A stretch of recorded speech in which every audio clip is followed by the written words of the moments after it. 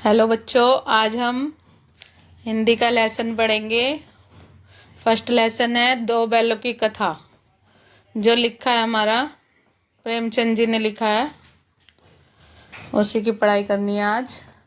प्रेमचंद का जन्म 1880 में बनारस के लम्ही गांव में हुआ था। कहाँ हुआ था? लम्ही गांव में हुआ था। उनका मूल नाम धनपत राय था। प्रेमचंद का बचपन का नाम धनपत राय था। ठीक है। प्रेमचंद जी का बचपन अभाव में बीता और शिक्षा बीए तक ही हो पाई। उनकी शिक्षा विभाग में नौकरी लगी, परंतु असहयोग आंदोलन में सक्रिय भाग लेने के लिए सरकारी नौकरी से उनको त्यागपत्र देना पड़ा। लेखन कार्य के प्रति पूरी तरह समर्पित हो गए। सन 1936 में इस महान कथाकार का देहांत हो गया। प्रेमचंद जी की कहानियां मानसरोवर के 8 भागों में संकलित है। सेवा सदन, प्रेमाश्रम, रंगभूमि, कायाकल्प, निर्मला, गबन, कर्मभूमि, गोदान आदि इनके प्रमुख उपन्यास हैं। उन्होंने हंस, जागरण, माधुरी आदि पत्रिकाओं का संपादन भी किया। कथा साहित्य के अतिरिक्त प्रेमचंद जी ने निबंध और अन्य प्रकार के गद्य लेखन में भी प्रचुर मात्रा में इन्होंने किया। प्रेमचंद साहित्य को सामाजिक परिवर्तन का सशक्त माध्यम मानते थे। उन्होंने जिस गांव और शहर के परिवेश को देखा और उसकी अभिव्यक्ति उन्होंने अपने कथा साहित्य में की। किसानों और मजदूरों की दयनीय स्थिति, दलितों का शोषण, समाज में स्त्री की दुर्दशा और स्वाधीनता आंदोलन आदि उनकी रचनाओं का मूल विषय है। प्रेमचंद के कथा साहित्य में का संसार बहुत व्यापक है। उसमें मनुष्य ही नहीं अपितु पशु पक्षी को भी इन्होंने अद्भुत आत्मीयता से लिखा है।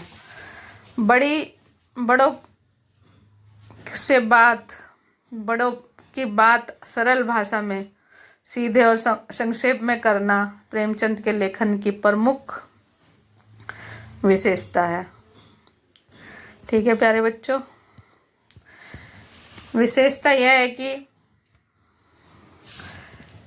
विशेषता है उनकी भाषा सरल, सजीव और मुहावरेदार है तथा उनके लोक प्रचलित शब्दों का उन्होंने प्रयोग कुशलतापूर्वक किया है।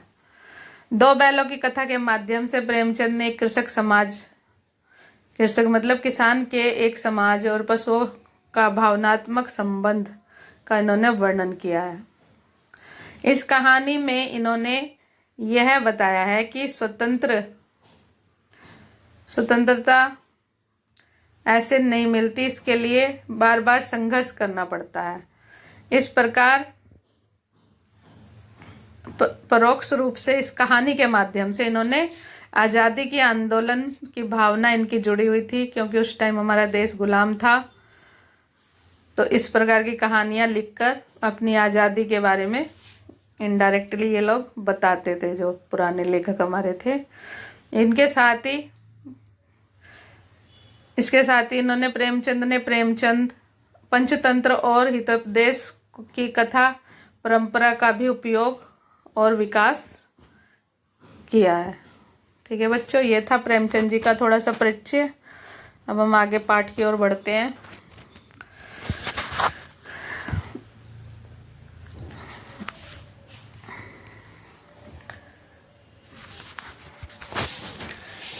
दो बैलों की कथा पाठ का नाम है। पाठ 1 है। इसमें 2 बैलों के बारे में बताया गया है।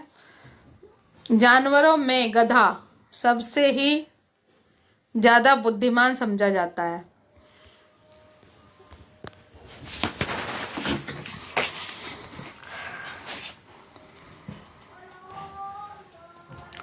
हम जब किसी व्यक्ति के बारे में ऐसे बोलते हैं कि हाँ भाई गधे को एक बेवकूफ की तरह समझा जाता है। गधे की एक उपाधि, इन्होंने गधे को संत की उपाधि दी है। गधे को परले दर्जे का बेवकूफ कहना चाहते हैं लोग, मगर इन्होंने गधे को एक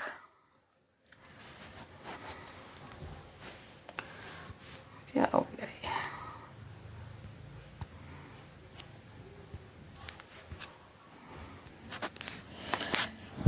जानवरों में गधा सबसे ज्यादा बुद्धिहीन समझा जाता है। हम जब किसी आदमी को परले दर्जे का बेवकूफ कहना चाहते हैं तो उसे गधा कहते हैं। गधा सचमुच बेवकूफ है या उसके सीधेपन, उसकी निरापद सहिष्णुता ने उसे यह पदवी दे दी है। इसका निश्चय नहीं किया जा सकता बच्चों। गाय सींग मारती है, ब्याई हुई गाय तो अनायास ही सिंगनी का रूप यानी शेरनी का रूप धारण कर लेती है। और कुत्ता भी एक बहुत गरीब जानवर है, लेकिन कभी कभी उसे भी क्रोध आ जाता है। ठीक है बच्चों, किंतु गधे को कभी क्रोध करते नहीं सुना होगा आपने, ना देखा होगा।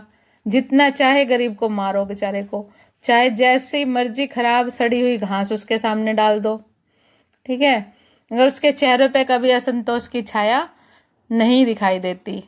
बैसाख में चाहे बेचारा एक आध बार कुलेल कर भी लेता हो, पर हमने उसे कभी खुश होते हुए नहीं देखा। उसके चेहरे पर एक विषाद स्थायी रूप से छाया रहता है।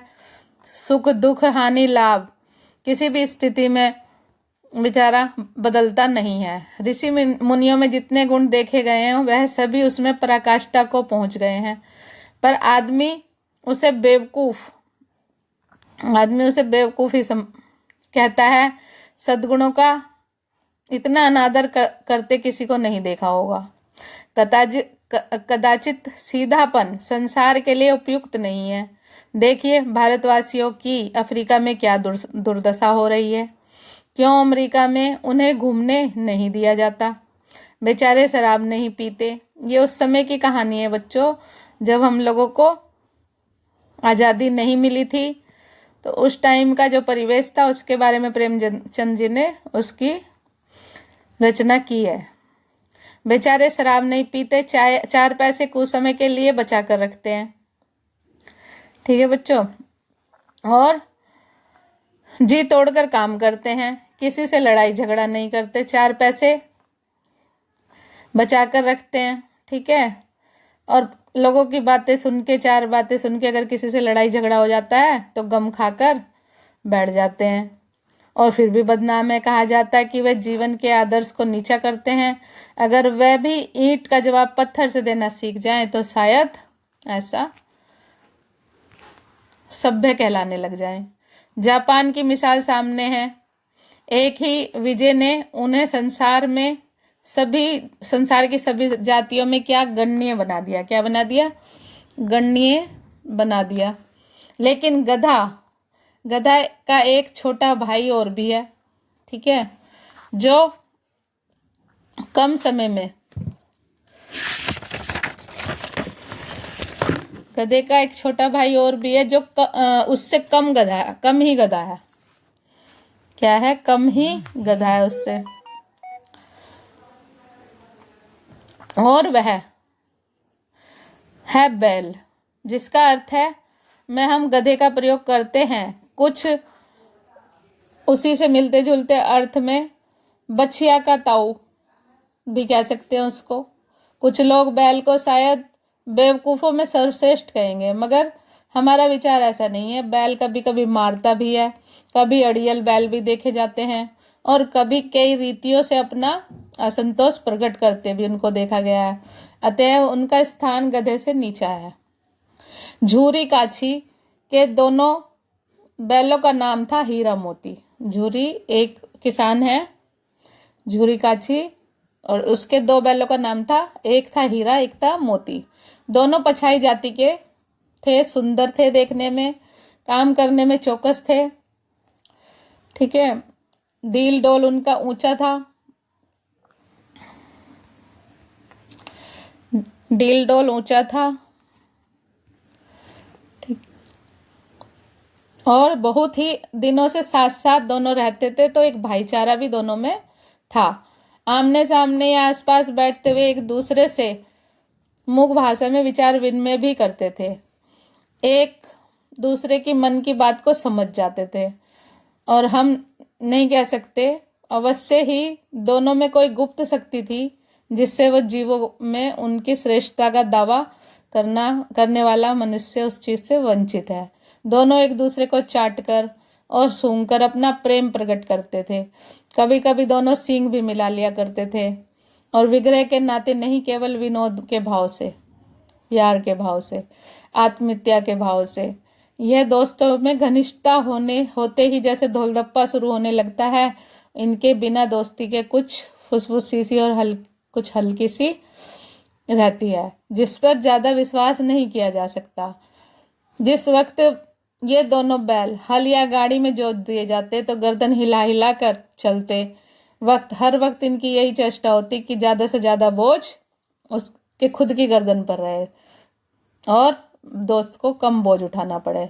दिन भर के बाद दोपहर को संध्या के समय जब दोनों खुलते तो एक दूसरे को चाट सूंघकर अपनी थकान मिटा लिया करते। नांद में खली भूसा पड़ा होने के बाद दोनों साथ उठते और साथ ही नाद में मुंह डालते और साथ ही बैठते थे।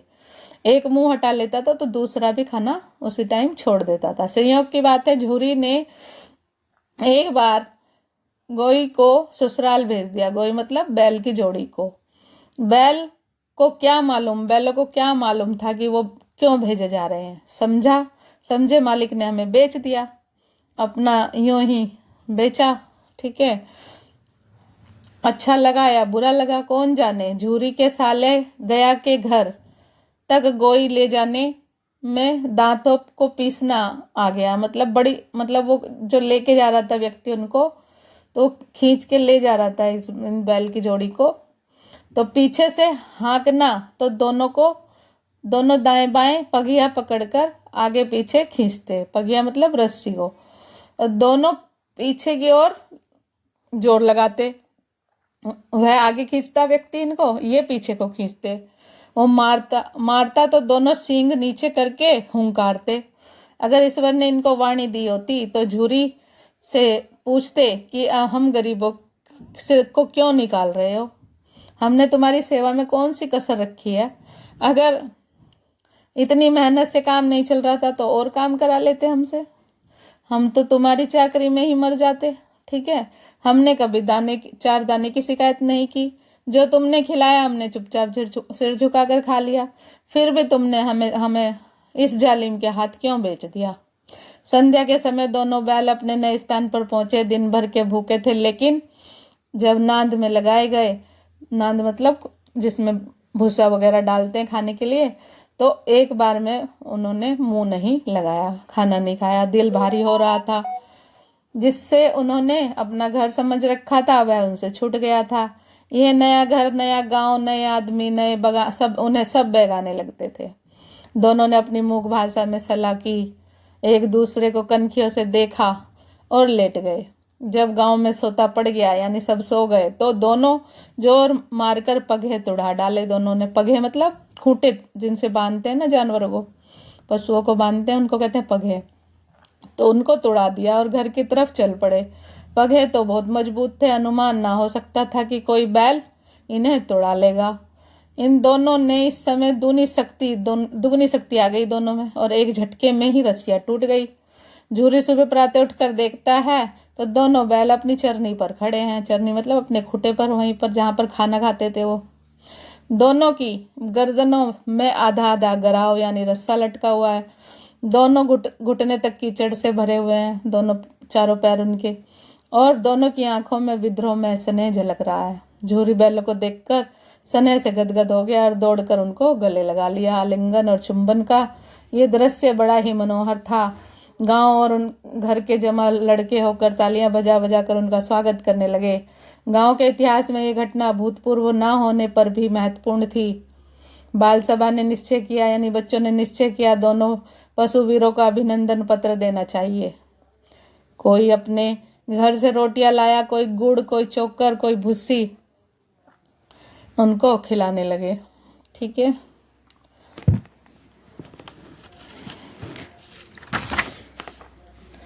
एक बालक ने कहा, ऐसे बैल किसी को के पास ना होंगे। दूसरे ने समर्थन किया, इतनी दूर से दोनों अकेले चलकर आए हैं। तीसरा बोला, बैल नहीं, ये किसी जन्म के आदमी हैं। इनका इनका प्रतिवाद करने के किसी में साहस नहीं है। झूरी की स्त्री ने बैल को द्वार पर देखा तो जल उठी और बोली, कैसे बैल है ये, एक दिन भी वहां का काम न चला सके। क्योंकि वो भाई था उसका, झूरी की पत्नी का। वहां से भाग खड़े हुए। झूरी ने अपने बैलों पर आरोप लगा हुआ सुन न सका। नमक हराम बोल रही हो, नमक हराम क्यों क्यों है दोनों, क्या करते वहां? स्त्री ने रोब के साथ कहा, बस तुम ही तो इन बैलों को खाना खिलाते हो। झूरी ने कहा, खाना न खिलाया होगा तेरे भाई ने। मगर गुस्से में क्या कहने लगी रोब से, क्या तुम ही खाना खिलाते हो एक बैलों को? झूरी ने चिढ़ाया, चारा मिलता तो भागते क्यों? स्त्री और चिढ़ गई, भागे इसलिए कि वे लोग तुम जैसे बुद्धुओं की तरह बैलों को सहलाते नहीं हैं, खिलाते नहीं हैं। वो तो रगड़ कर जोतते भी हैं, और ये दोनों कामचोर हैं, भाग निकले। अब देखूं कहाँ से खली और चोकर मिलता है। सूखे भूसे के सिवा कुछ न दूंगी खाने को, चाहे मर जाए। वही हुआ। मंजूर तो कड़ी ताकीद कर दी, और बैलों से मजूर मतलब जो काम करता था, इनको देखभाल करता था दोनों बैलों की, उनको इसने ताकीद कर दी, मतलब बोल दिया झूरी की पत्नी ने कि इनको खाली सूखा भूसा खिलाना है, कोई इनको खली वगैरह नहीं डालनी है। तभी वही हुआ। ठीक है, बैलों को नांद में मुंह डाला और फीका फीका, ना कोई चिकनाट ना कोई रस। क्या खाएं बेचारे। आशा भरी नजरों से द्वार की ओर ताकने लगे। झूरी ने मजदूर से कहा, थोड़ी सी खली डाल देना, मालकिन मुझे मार डालेगी। चुरा कर डाला ना दादा, पीछे से तुम भी उन्हीं की कहोगे। इस दिन झूरी का साला दूसरे दिन झूरी का साला आया और बैलों को लेकर चला। अब के दोनों को गाड़ी में जोता और 2-4 बार मोती ने गाड़ी को सड़क में की खाई में गिराना चाहा, पर हीरा ने संभाल लिया। वह ज्यादा सहनशील था हीरा। ठीक है, संध्या समय घर पहुंचकर दोनों को मोटी मोटी रस्सियों से बांधा गया और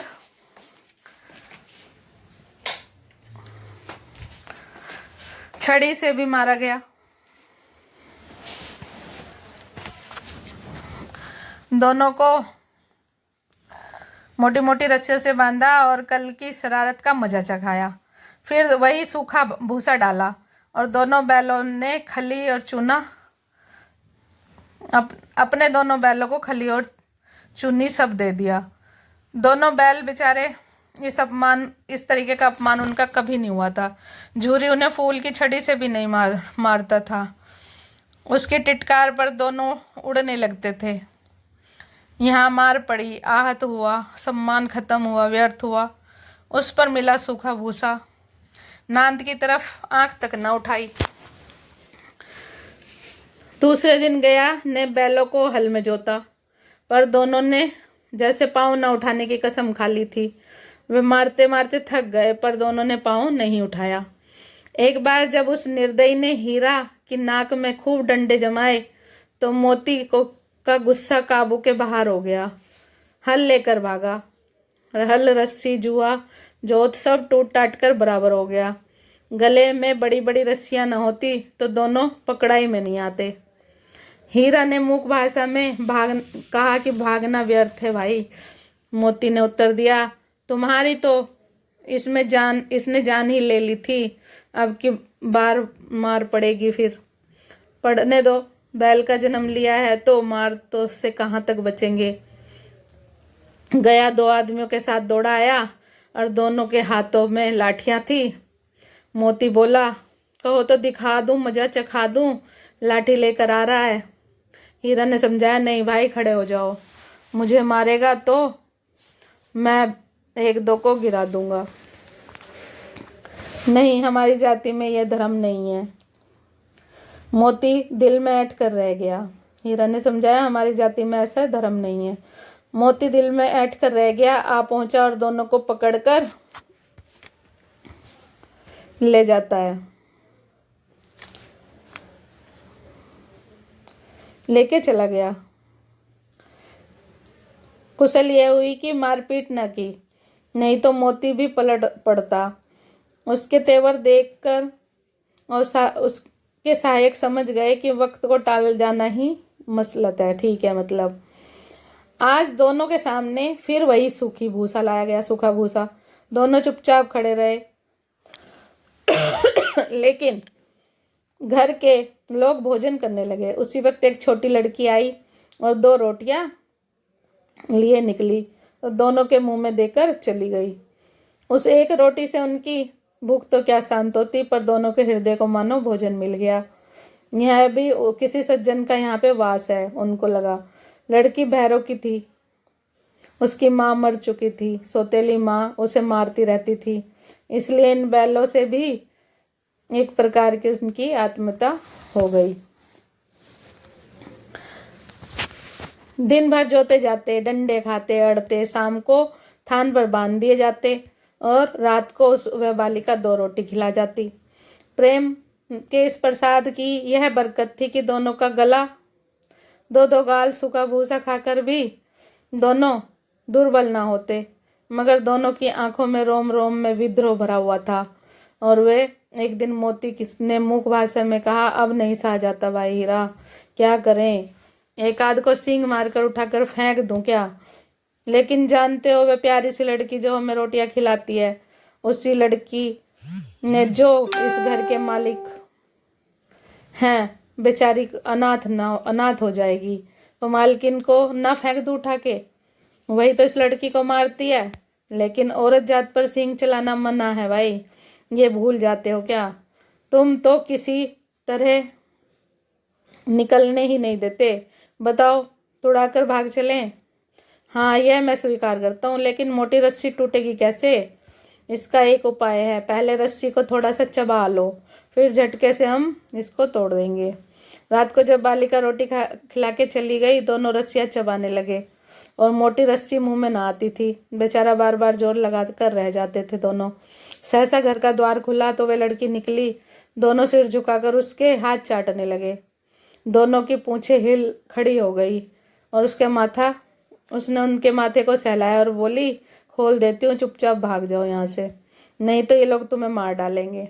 आज घर में सलाह हो रही है कि दोनों की नाक में नाथ डाल दी जाएगी। उसने गराव खोल दिया, यानी रस्सी खोल दी। गराव कहते हैं रस्सी को। पर दोनों चुपचाप खड़े रहे। मोती ने अपनी भाषा में पूछा, अब चलते क्यों नहीं? हीरा बोला, कहाँ चलें? लेकिन कल इस अनाथ पर आफत आ जाएगी, सब इसी पर संदेह करेंगे। सहसा बालिका चिल्लाई, दोनों फूफा वाले बैल भागे जा रहे हैं। तो दादा दादा, मतलब लड़की ने एक्टिंग की कि भाई देखो खुला के भाग रहे हैं। तो इस तरह वो मार से भी बच गई। और जल्दी दौड़ो, ऐसे लड़की चिल्लाई। तो गया हड़बड़ाकर भीतर से निकला और बैलों को पकड़ने लगा। वह दोनों भागे।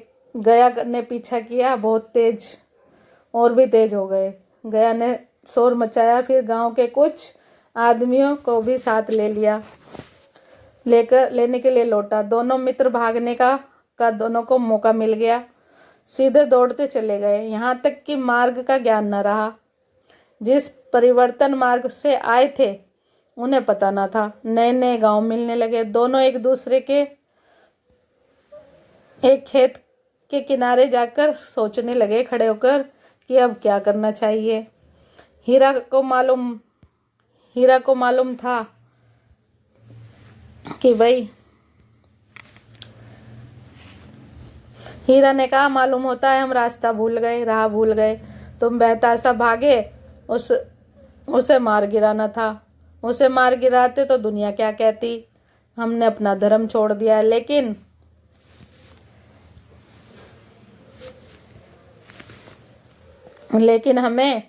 हम अपना धर्म क्यों छोड़े? दोनों भूख से व्याकुल हो रहे थे। मटर की खेत खड़ा था, चरने लगे। रह रहकर आहट लेते कि कोई आ तो नहीं रहा।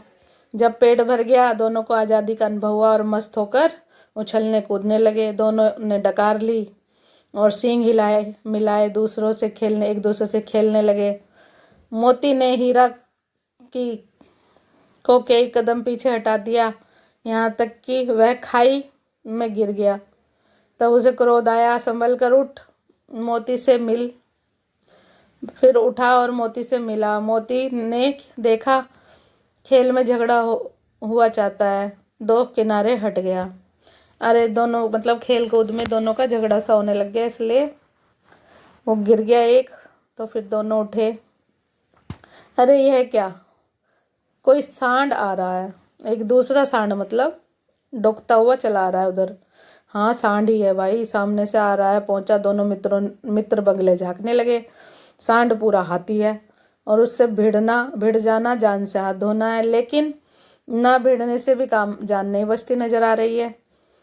इसी तरफ दूसरा चला आ रहा है और इतना भयंकर सूरत है इसकी। मोती ने मूक भाषा में कहा, भाई बुरे फंसे, जान बचेगी कि नहीं, कोई उपाय सोचो जल्दी। हीरा चिंतित स्वर में बोला, अपने घमंड से भूला हुआ है। आरजू विनती से ना सुनेगा, अपना घमंड में है। मतलब ये भाग क्यों नहीं चलते यहाँ से। पागल, भागना कायरता होता है तो फिर यही मरो। बंदा तो 9-2-11 होता है, और जो दौड़ाए। तो फिर कोई उपाय सोचो जल्दी। उपाय यही है कि उस पर हम दोनों एक साथ चोट करेंगे। मैं आगे से रगेदता हूँ और तू पीछे से रगेदियो। दोहरी मार पड़ेगी, भाग खड़ा होएगा मेरी और झपटे, और बगल से उसके पेट में सींग घुसा देना। जान जोखिम है तो कोई दूसरा उपाय नहीं है। दोनों मित्रों ने जान हथेली पर लेकर लपके सांड को ये संगठित शत्रुओं से लड़ने का तजर्बा ना था। वह तो एक शत्रु से मल्ल युद्ध करने का आदी था। जो ही हीरा ने पर झपटा, मोती ने पीछे से दौड़ाया।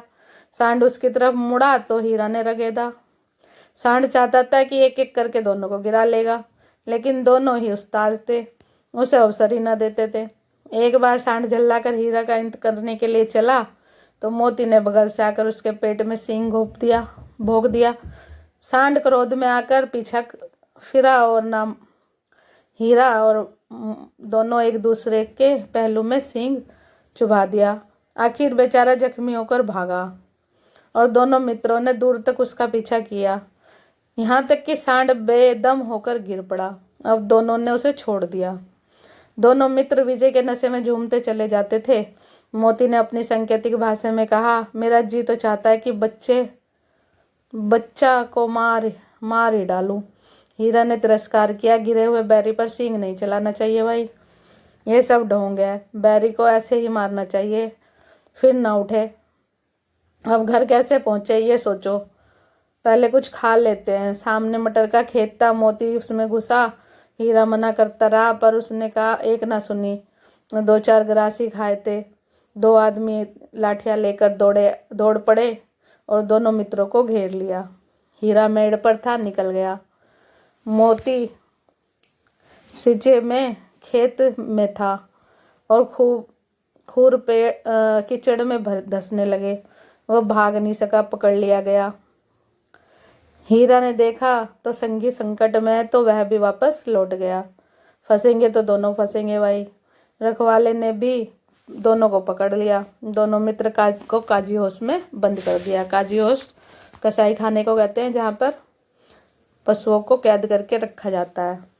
दोनों मित्र अपने जीवन में पहली बार ऐसे साबिका पड़ा था। ऐसा पाला मतलब उनका पहली बार पड़ा था। सारा दिन बीत गया और एक खाने को तिनका भी नहीं मिला। समझ में नहीं आता था कि ये कैसा स्वामी है, इससे तो गया ही अच्छा था। यहाँ तो कई भैंसें भी थी, बकरियां भी, कई घोड़े भी थे, सब गधे भी थे। सब किसी के सामने चारा ना था, सब जमीन पर मुर्दों की तरह पड़े थे और इतने कमजोर हो गए थे कि कभी खड़े भी नहीं हो सकते थे। सारा दिन दोनों एक दूसरे मित्र की आंख फाड़कर दोनों टकटकी लगाए देख रहे थे, पर कोई चारा ना दिखाई देता था। तब दोनों ने दीवार पर एक नमकीन मिट्टी थी, दीवार पर जो मिट्टी लगी थी नमकीन सी लगती थी, उससे इससे चाटने लगे। इसमें क्या तृप्ति होती। रात को जो भी कुछ भोजन ना मिला तो हीरा के दिल में विद्रोह की ज्वाला दहक उठी। मोती बोला, भाई अब नहीं रहा जाता मोती। मोती ने सिर लटकाए हुए जवाब दिया, मुझे तो मालूम होता है प्राण ही निकल जाएंगे। इतनी जल्दी हिम्मत ना हारो भाई, यहाँ से भागने का कोई उपाय निकालना चाहिए। आओ दीवार तोड़ डालते हैं। मुझसे और कुछ नहीं होगा, बस मैं तो इसी बूते पर अकड़ते हो। सारी अकड़ निकल गई। बाड़े की दीवार कच्ची थी, हीरा तो मजबूत था। उसने नुकीले सींग दीवारों में घुसाए और गड़ा गड़ा कर जोर मारा। मिट्टी का एक चिप्पड़ निकल गया। फिर उसका साहस बढ़ा तो दौड़कर दीवार पर चोटें की। हर चोट में थोड़ी थोड़ी दीवार की मिट्टी गिरने लगी। इस प्रकार काजी उसका चौकीदार लालटेन लेकर जानवरों की हाजिरी लेने निकला। हीरा का उज्जड़पन देखकर उसने कई डंडे रसीद किए और मोटी सी रस्सी से उसको बांध दिया। मोती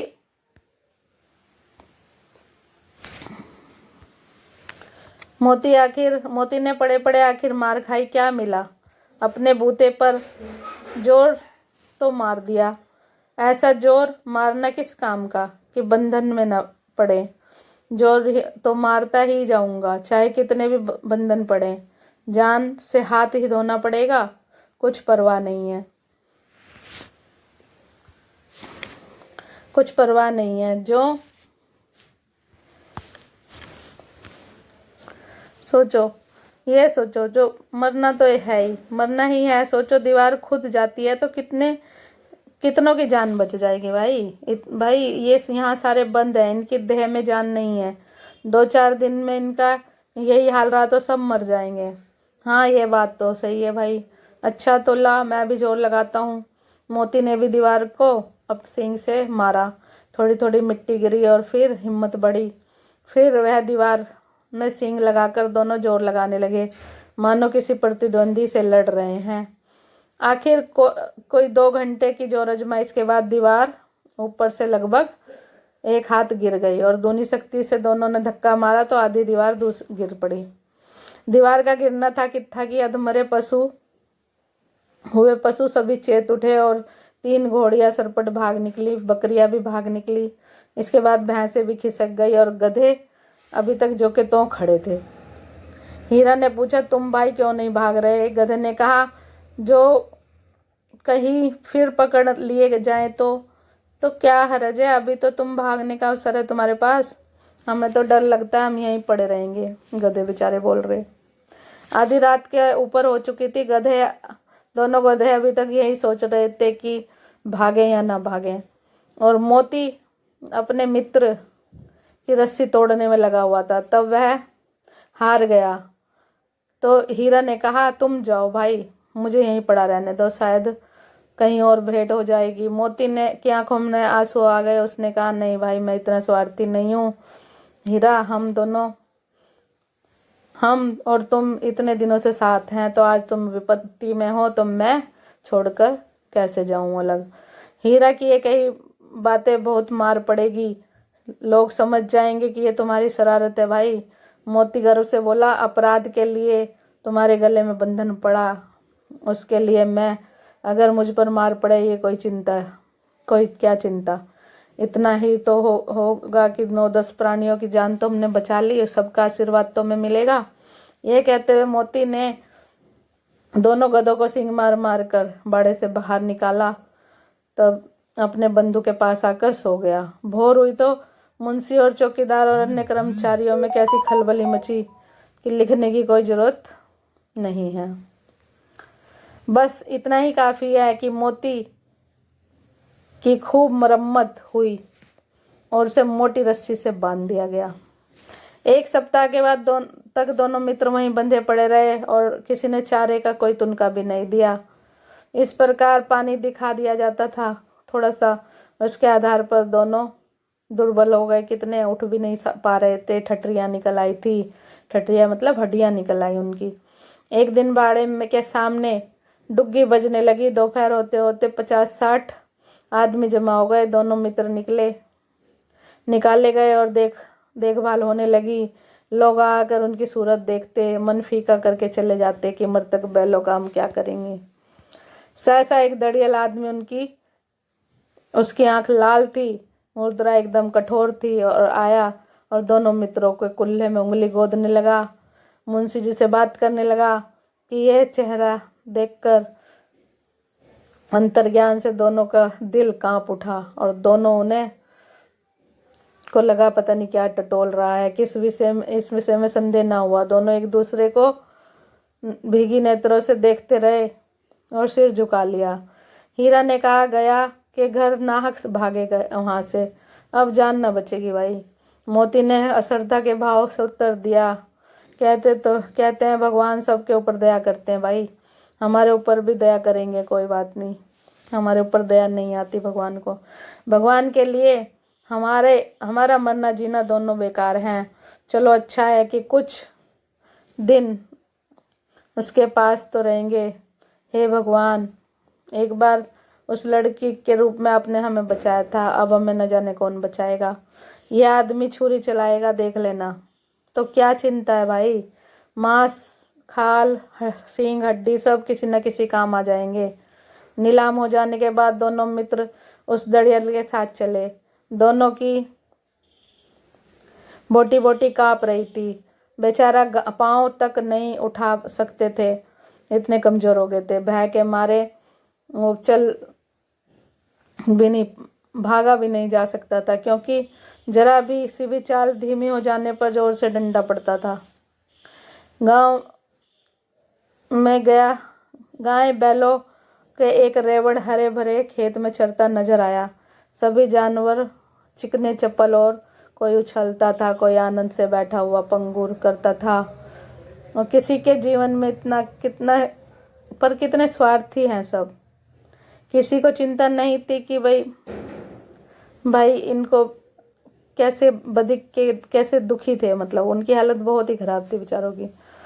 सहसा उन्हें मालूम हुआ कि ये रहा कोई परिचित सी है। जिस रास्ते से वो लेके जा रहा था ना दड़ियल उनको, तो उनको लगा कि ये रास्ता कोई देखा वाला है।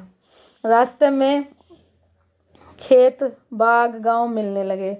प्रति क्षण उनको पहचाना हुआ रास्ता लगा और सारी उनकी दुर्बलता गायब हो गई। रास्ता जाना पहचाना लगने की वजह से सहसा एक दड़ियल आदमी तो गया था। मोती ने कहा कि हमारा घर तो नजदीक आ गया भाई। हीरा बोला, भगवान की दया है, मैं तो घर भागता हूँ। ऐसे जाने देगा ये? इसको तो अभी मार गिराऊंगा मैं। नहीं नहीं, दौड़कर थान पर चलो, वहां से दोनों आगे जाएंगे। दोनों उन्मत्त होकर बछड़ों की भांति कुलेले करते हुए घर की ओर दौड़े और हमारा थान यही है। हम दोनों अपने थान पर आकर खड़े हो गए। दड़ियल भी पीछे पीछे चला आया था। झूरी द्वार पर धूप सेक रहा था। बैलों को देखते ही दौड़ा और बारी बारी से अपने गले लगाने लगा और आंखों में आनंद के आंसू बहने लगे। झूरी का हाथ चाट रहा थे दोनों बैल। दड़ियल ने जाकर बैलों की रस्सी पकड़ ली। झूरी ने कहा, ये मेरे बैल हैं, तुम्हारे बैल कैसे? मैं मवेशी खाने से नीलाम करा कर लाया हूँ इनको। तो मैं समझा चुराया लिए आते हो, तुम चुरा के लाए हो, चुपके से चले जाओ। मेरे बैल हैं, मैं बेचूंगा नहीं। किसी को मेरे बैल नीलाम करने का अख्तियार नहीं है। या थाने में रपट कर दूंगा। मेरे बैल हैं, इसका सबूत यह है कि ये मेरे द्वार पर खड़े हैं। दड़ियल झल्लाकर बैलों को जबरदस्ती पकड़ने लगा के लिए बढ़ा। उसी वक्त मोती ने सींग चलाया। दड़ियल पीछे हट गया और मोती ने पीछा किया। दड़ियल भागा, मोती दौड़ा तो वह रुका नहीं, भाग लिया। दड़ियल भाग खड़ा हुआ। रास्ता देख लिया उसने और दड़ियल दूर से धमकियां दे रहा था, गालियां निकाल रहा था, पत्थर फेंक रहा था, पर मोती और वो विजय रहे और उसको रास्ते को रोके खड़े रहे। गांव के लोग भी तमाशा देखते और हंसते। जब दड़ियल हार कर चला गया, मोती अकड़ता हुआ लौटा। हीरा ने कहा, मैं डर गया था कहीं गुस्से में आकर तुम मार ना बैठो। अगर वह मुझे मारता तो मैं भी उसे छोड़ता नहीं। अब ना आएगा तो दूर से ही खबर लूँगा कैसे ले जाता है, तो गोली मरवा दे, मर जाऊँगा, पर मैं उसके काम तो ना आऊँगा। हमारी जान में जान को कोई जान ही नहीं समझता, इसलिए मैं कि हम इतने सीधे हैं। जोर जो ज़्यादा देर में नादों में खली, चूका और चोकर भूसा भर दिया गया। दोनों मित्रों ने खाया। झूरी खड़ा दोनों को सहला रहा था। 20 लड़के तमाशा देख रहे थे और गांव का में कुछ खुशी का माहौल था। उसी समय मालकिन ने भी आके दोनों के माथे को चूम लिया। तो बच्चों धन्यवाद। ये थी कहानी 2 बैलों की कथा आपने जो सुनी। आपका बहुत बहुत धन्यवाद।